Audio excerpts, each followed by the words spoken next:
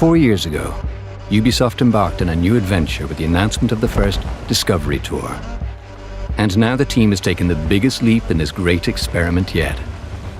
The unique aspect of Discovery Tour Viking Age is that it's a role-playing game that has no conflict. It's really meant for you to immerse yourself, to have fun, and at the same time to learn about the era from the perspective of the Vikings, but also from the perspective of the Anglo-Saxons.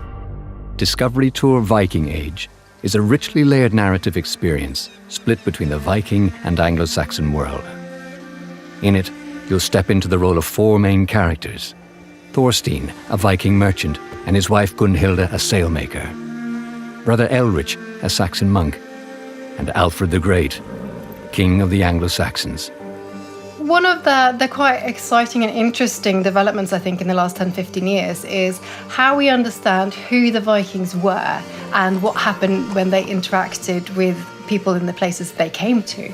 Explaining a time period is very interesting if you're seeing it from all perspectives. And we think that showing it from a Nordic saga and an Anglo-Saxon chronicle, it helps to better understand the richness and complexity of a time period also. And what's really fabulous about this game is that it brings them all together, and we can get a sense of a very vibrant society, and a society that was by no means cut off from the wider world at all. It's one of these sort of stereotypes about the Middle Ages. So people really did have a sense of the world beyond themselves. For the first time in the franchise, the experience is driven by an engaging narrative throughline, structured around 8 quests, full of familiar faces, meaningful choices, surprises, and opportunities to learn about both Viking and Anglo-Saxon life. The initial Discovery Tour had a lot of experiences where the player got to sort of see history and be within that history.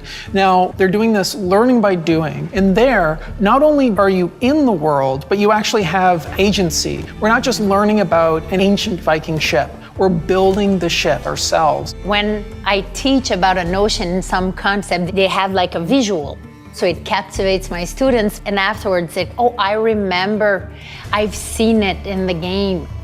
This narrative will even take players to the realms of Jotunheim and Asgard to learn fascinating details about Norse mythology.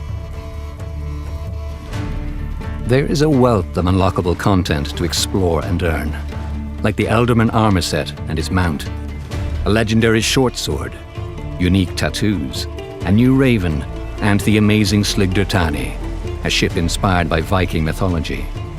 These unlockables are all redeemable in Valhalla's mainline experience. Along your journey, you'll also encounter discovery sites and behind-the-scenes capsules, which are optional waypoints diving deeper into the historical context of the Viking Age and revealing insights on Valhalla's development process. Throughout its creation, Ubisoft worked closer than ever with leading specialists in Norse and Anglo-Saxon history. These were not just advisors, but key developers, imbuing the Discovery Tour with unprecedented detail and immersive nuance as they pulled back the veil in this contentious historical period. I think the Discovery Tour helps make history more available to everybody.